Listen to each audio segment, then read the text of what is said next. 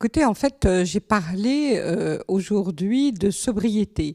Le sujet était, comme vous le savez, sur les ressources et l'épuisement des ressources sur notre planète et la manière de les régénérer avec l'économie circulaire ou bien différents process industriels.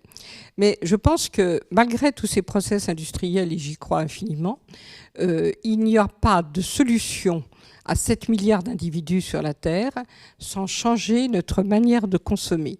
Cela vaut pour les pays riches, mais cela vaut aussi pour les riches des pays pauvres, et cela vaut aussi pour que les pays pauvres, ou plutôt quand heureusement ils basculent sur un niveau un peu supérieur, eh bien certes, ils ont le droit de profiter du même niveau de vie que nous, mais pas forcément et pas de la même manière de consommer.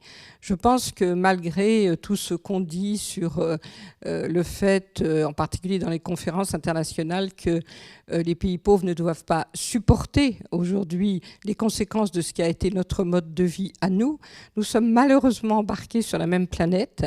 Il faut que nous ayons beaucoup plus de procédés de partage, en particulier en matière des innovations technologiques avec les pays pauvres, pour qu'ils puissent, si j'ose dire, faire le saut de cette économie beaucoup trop utilisatrice d'énergie que nous avons connue à partir du 19e siècle et au 20e siècle.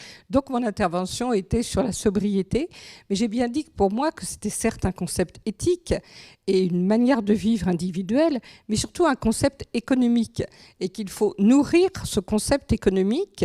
C'est pas tout de dire sobriété heureuse, etc. Tout le monde ne peut pas vivre comme Rabbi, je veux dire, même si c'est un exemple éthique tout à fait intéressant. Mais à partir du moment où on en fait une économie nouvelle, eh bien, le système, dans la transformation que nous vivons aujourd'hui, peut devenir attractif.